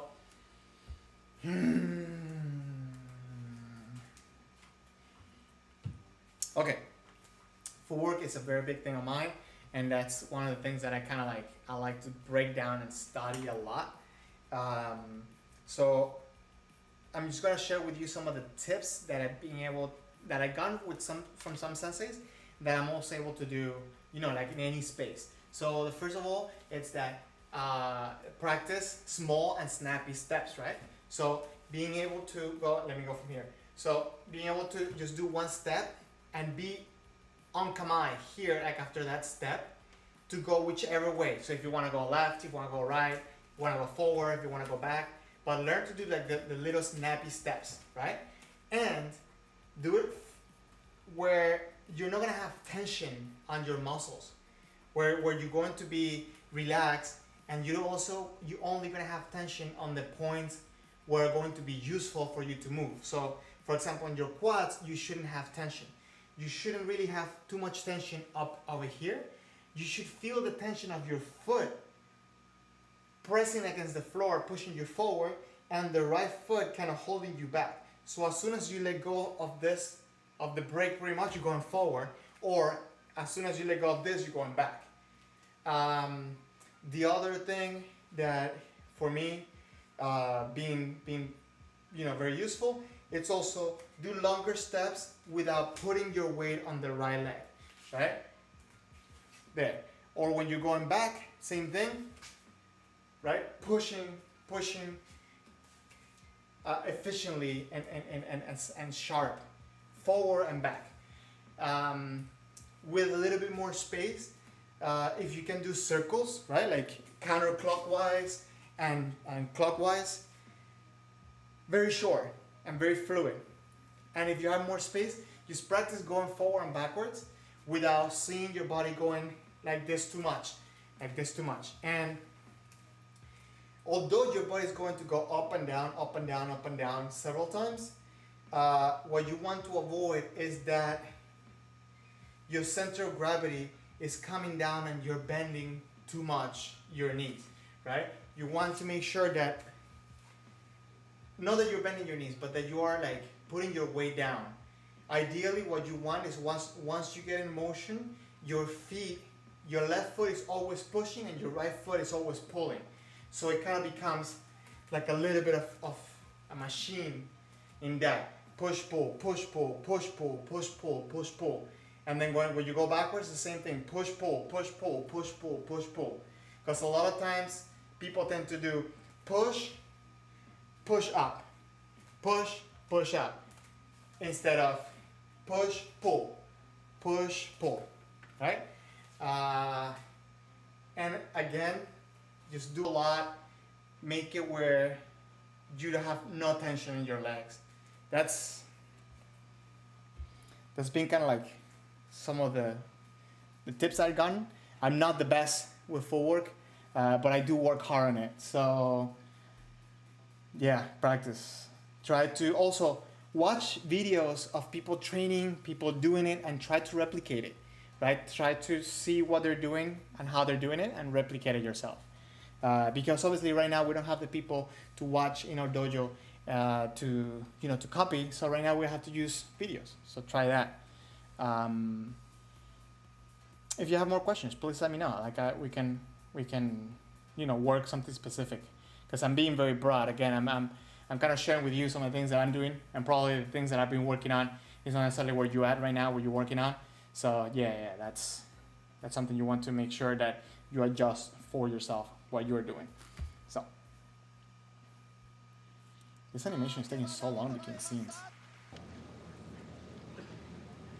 That's Shodai, right, Jan?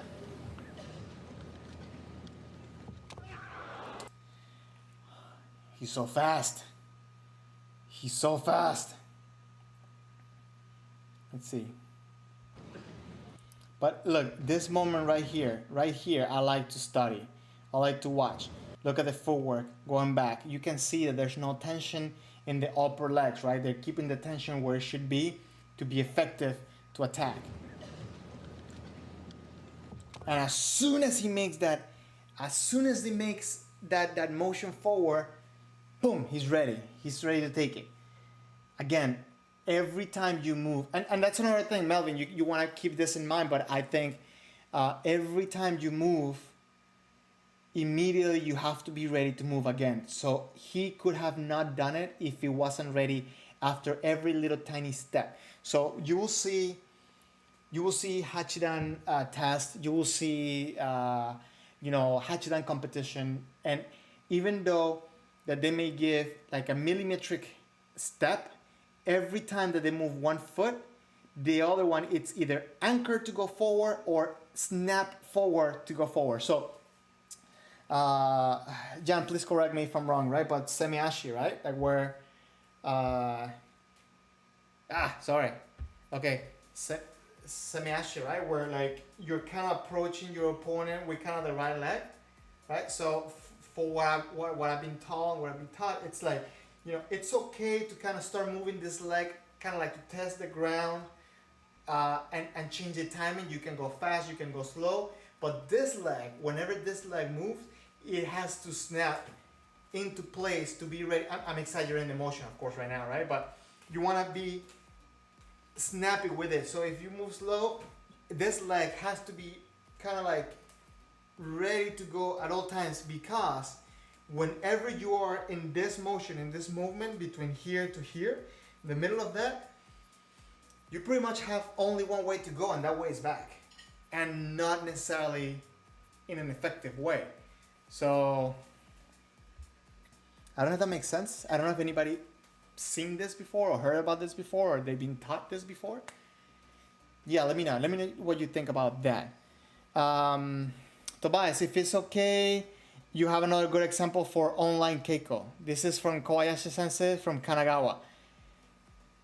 I think I see. Yeah, share it. Please always share it. Is it? I think they came up with like a series of videos, right? Like I think it was like 3 or 4 videos. If you send me the title, because I know probably YouTube won't let you share the video, but I think if you send me the title, I can go. Okay, that works too, Jan. That actually works perfect. Yeah. That will make it easier. Awesome. Yeah. Please send it, and I will share it with everybody. So, anyways.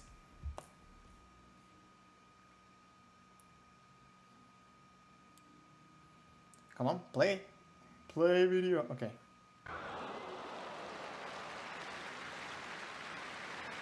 He's so fast. Oh, we have slow motion. Look at this. Okay, so he starts going forward. He starts going forward as the person is coming in. Look. And now, even though his tip is a little bit off center, he's still keeping the center with the bottom part of his shinai and making the opponent react, which is it's priceless. It's great. Okay, let me just open the link real quick to see if it's the same video that I've seen, just out of curiosity. Yep. I know exactly where you actually. I had a big discussion about this one, and please share your comments, share your thoughts on this if you could.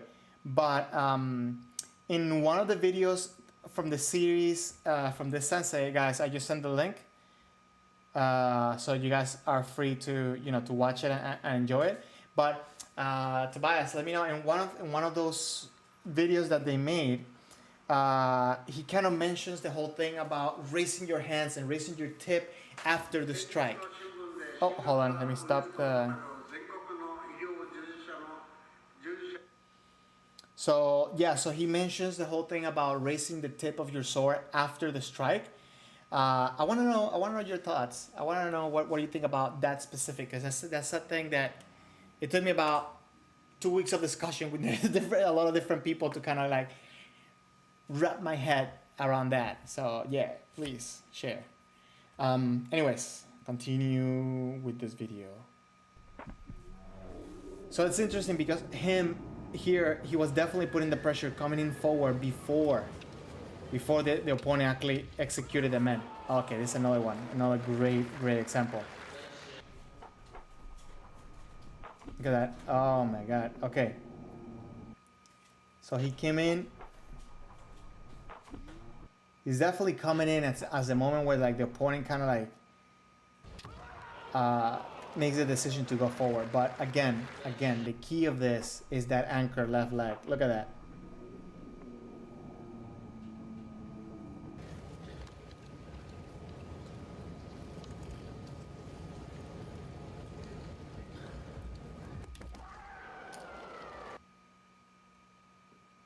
Let me see something.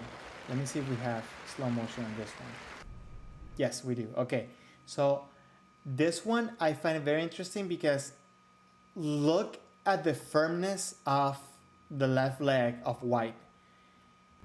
Like he's already putting that pressure, so it looked almost like he was going to move the left leg forward, but he kind of just adjusted the distance a little bit, and he anchored midway.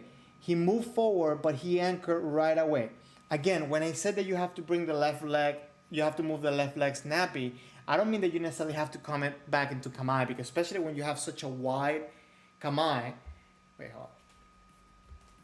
When you have such a wide kamae, you waste too much time doing this in the middle of a fight. So what he did was a great example, because like he had a very wide opening, I'm guessing because right before he was kind of like trying to test the waters here, and then when he went forward, he started moving forward. Well, it looked to me like he started going forward, but as soon as he started going forward, he said, okay, no, this is the time again to engage my leg and then hit. And I'm gonna even challenge you to try to do this at that point, right? Like try to do that and then do that. I think that's a great practice. I think those type of maybe isolated drills, those are things that you can come up with and practice maybe on your own right now. I'm gonna give a try to some of those things, because I think that will be interesting to see if I see any improvement on my fluidity, on my movements and motion. I do like to try different things, maybe like ladder drills and stuff like that, just to kind of like get my mind and my brain to adjust my footwork or my feet to different motions, different movements. So I think that probably this is a very interesting thing to observe and to study. Tobias, oh yeah, you said anchoring again. Yes, again, the left leg, on point.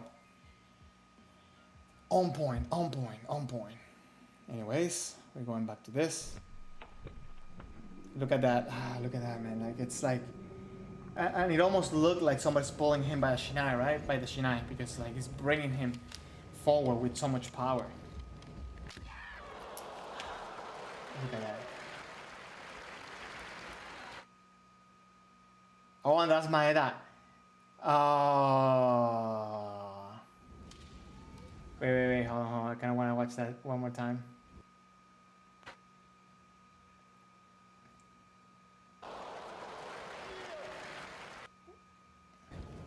Hold on.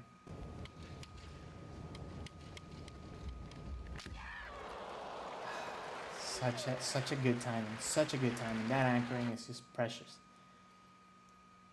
Man, that's the kendo I want.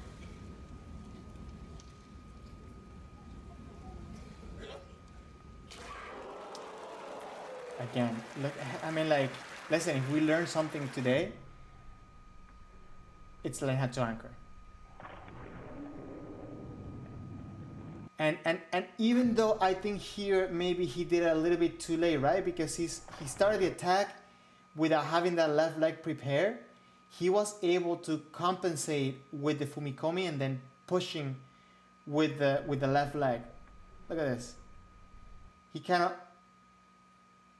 went for, actually no, not even. He pushed. No, I'm wrong. He pushed forward with the left leg. He was anchored already. He just happened to leave the left leg there. I'm guessing to kind of adjust for the closeness of the opponent. This is Nishimura, right? Yeah. Oh, Nishimura who? Who got that ippon? Oh, let me see. Okay, who we see it? Oh, Kunitomo. Okay, I think we've seen this one already.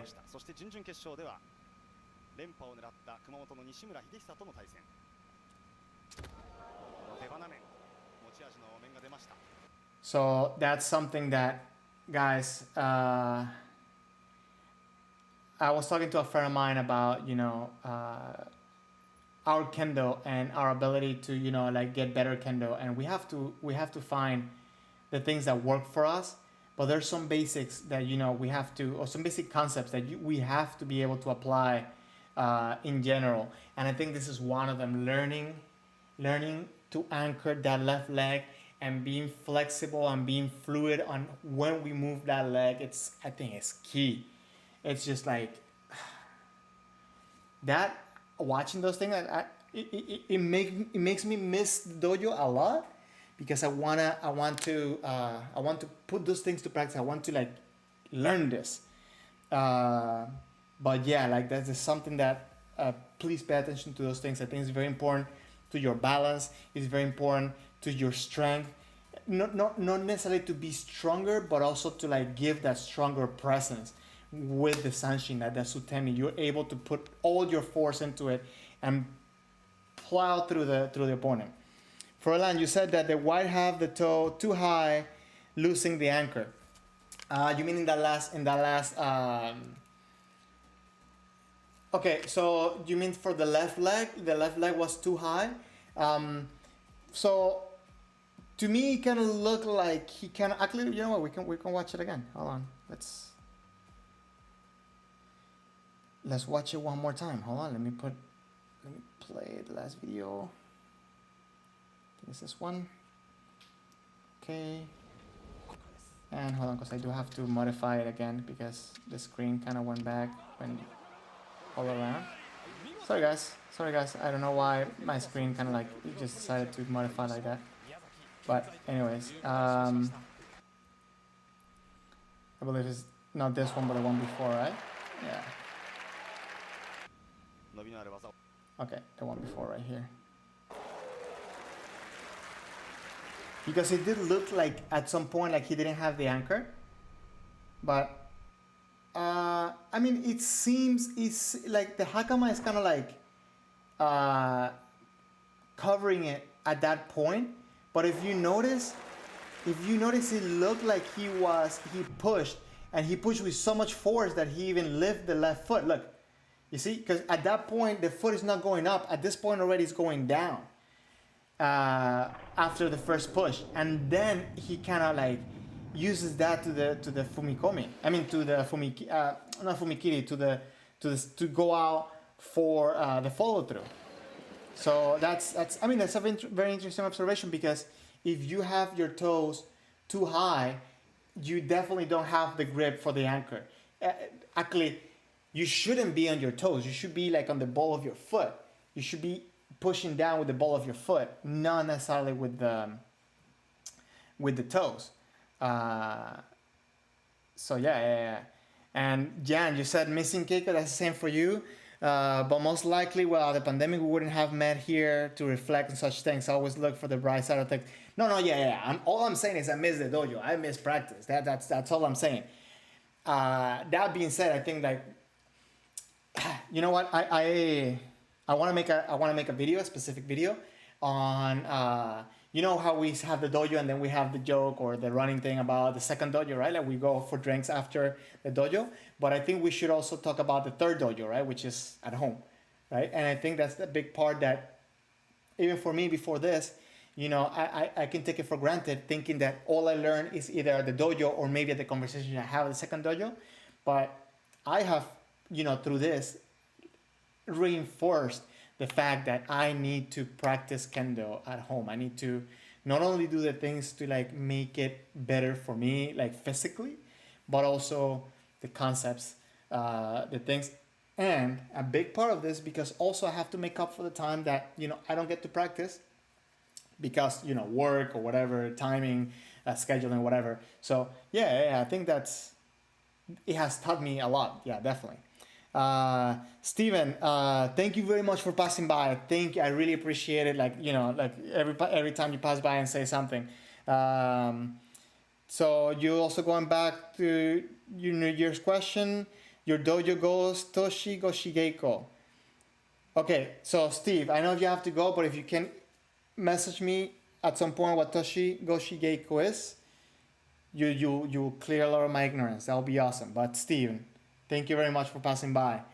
And kind of like we're closing up. We're coming into the tail end of the stream, but there's something, and I kind of wanted to bring it back to what I said before about suburi, right? And hold on, because again my screen kind of got doo-doo on. And I have this short video about suburi and like different types of suburi. Again, I mentioned that my dojo has a 1,000 suburi tradition at the beginning of the year. It's something that a lot of people might see it as tedious, boring, or, you know, even someone may even say useless. I don't think that's far. I think that's farther from the truth, because for me, especially now with this whole situation, it has been a representation of how important going back to the basics is. And it also has pushed me to study and to see how much suburi can impact my regular keiko. I have this thing now that I say to myself, I say to everybody, that suburi is not a warm-up, right? Every class that I've gone to in kendo, unless it's like something like very informal, and not even then, every class always starts with maybe a little bit of a warm-up first and then suburi. Because I think suburi can be, before practice, it can be like a fine-tuning, it could be a self-reflection, it could be a a way to kind of like just put your mind into what you're about to do in practice, kind of forget everything outside. And for me, studying how much suburi can be transferred into, what aspects of suburi can be transferred into my regular keiko, has been an amazing discovery for myself. For me, for example, one of the things that impacted me the most when I was in Japan, it's regardless of how strong I can be or how fast I can be, a lot of the people there were definitely more fluid than me. And I don't think it's because they're stronger than me or because they have some magical power. I think it's because, you know, they have the proper knowledge of the use of their muscles in order to execute the movements that we have to do. And again, this past 2 sessions that I done of 1,000 suburi kind of have taught me different aspects that I can study. So for example, the self-awareness of the muscle. I think that doing so many suburi in a row can help you understand what muscles you're using and what muscles you shouldn't be using to make your suburi good. So I don't know. That's food for thought. Jan, you said that your dojo does shinekai instead of bonekai because it's easier to get a reservation in January. Or in that, I don't know any year tradition in Kendo dojo in Germany. In Shanghai, we did mochizuki taikai with a lot of drinks involved for the adults, but then you use all excuses for drinking. Okay, that's fine, and that's one of the things that I think that at this point, like we don't have the ability to go to the dojo and to, practice and spend the time with other people.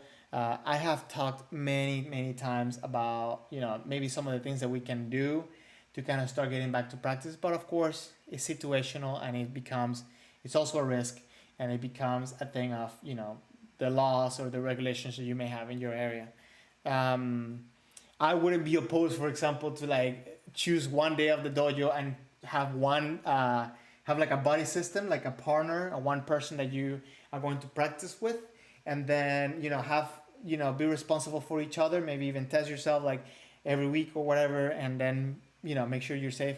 So just to avoid like contact with other people. But we also seen some of the dojos that they put plastic separators between the dojos in Japan.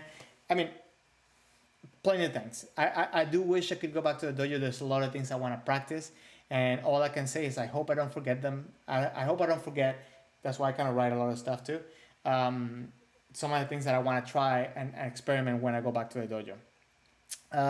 Tobias, you said that in your dojo, you have the New Year's tradition to perform 100 times the first kata of the Senihon Kendo Renmei Yado Mai. Okay, I did Iaido for a very little time, so I couldn't tell you, and I can say that I didn't really enjoy it as much as I enjoyed Kendo, so that's kind of when I focused so much more on Kendo, but that's awesome. I mean, like I think that Iaido is a big compliment. I think Iaido and Bato, right? Like it's a big compliment to each other with Kendo. I think everybody should try at least all of them. I know people are gonna have their favorite and whatever, but I think everybody should try at least all of them. So that's awesome. So that being said, I found this video from from Kendo Jidai, and there's different type of suburis.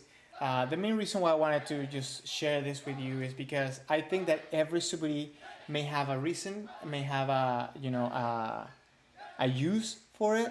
I think we should be open-minded and not neglect any of them.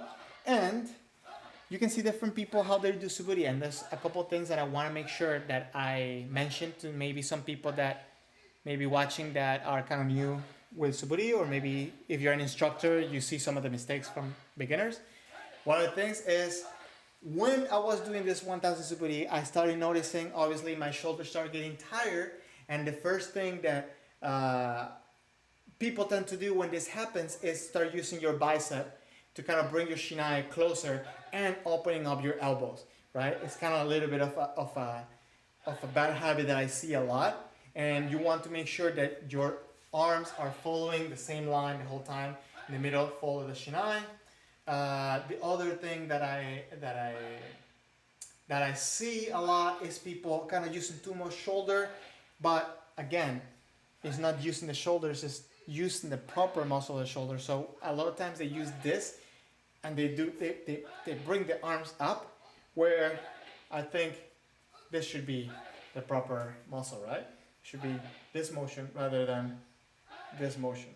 So that being said,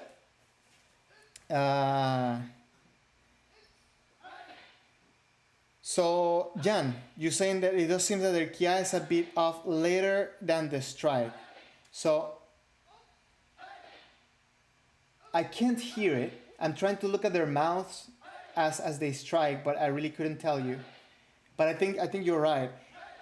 And that's something that caught my attention in several universities I practiced in Japan. I didn't have the skills to ask anybody why that was, but I did see it. And I don't know if there's a reason for it. But yes, I think you are right. I have no idea. I have no idea why. One thing that I do have to say too that you just reminded me is the breathing. If you're not going to do the kiai, for example, like me, I was counting, but one thing that you want to do is avoid that, like closing up your air. So a lot of times they go like, or so a lot of people tend to like close up, myself included, close up and tense up. I think you should also practice that continuation of the breath, and be able to, be fluid with that. I think it helps a lot with the fluidity of your wasa. It helps a lot with the conservation of your energy, and so on. So that being said, guys, uh, I am going to encourage. If you don't know this already, okay, I'm gonna go switch up to this. If you don't know this already, I went to school for music therapy, and I am a certified health coach. I worked a lot with people in addiction treatment, and I learned so much about you know goals, and the importance of goals and stuff, in order to to move forward with everything in life. So I kind of want to share a little bit of that, and kind of uh, if not motivate, or kind of encourage people to try to come up with a goal for yourself for this year to improve your kendo. That is something that's kind of like completely under your control, because I know past year probably our goals kind of involved a lot of other people, right? Like other people at the dojo and so on.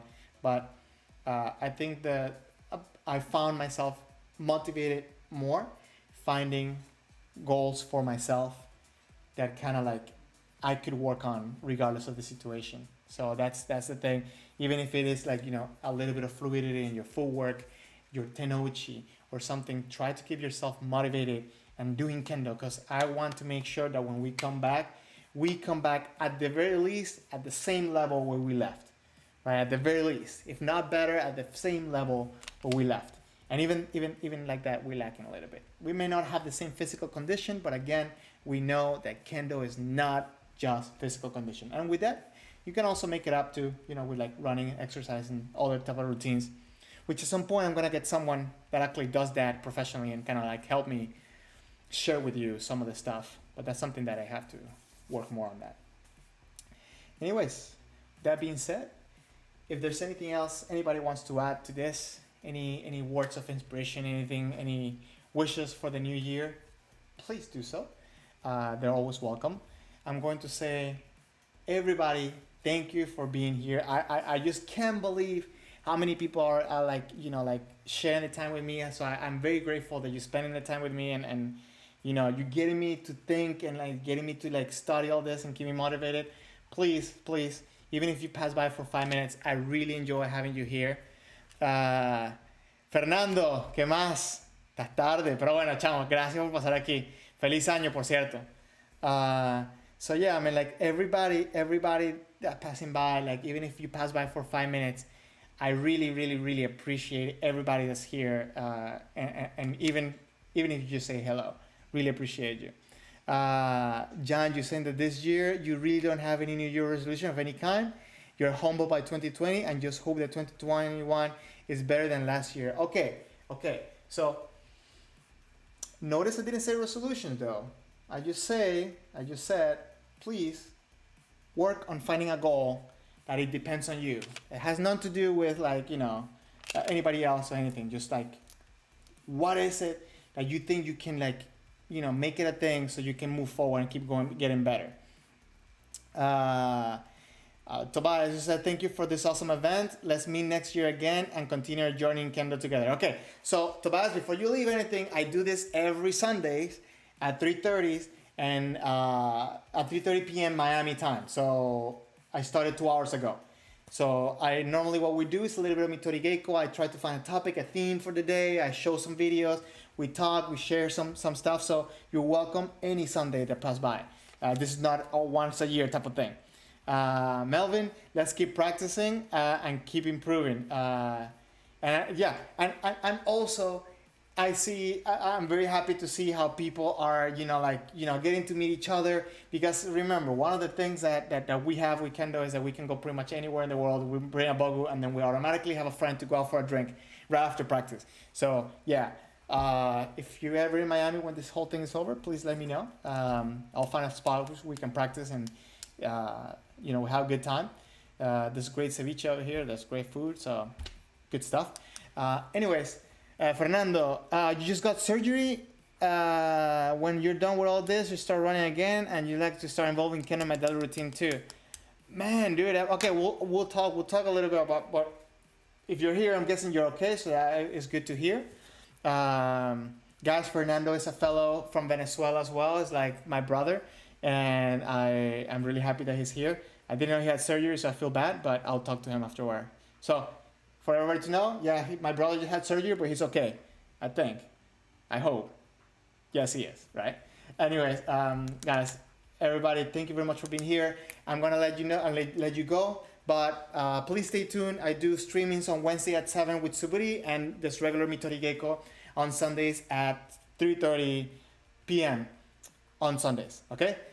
Hopefully, I'm gonna get back to having one video a week, and hopefully something that's going to be interesting and good and engaging for you.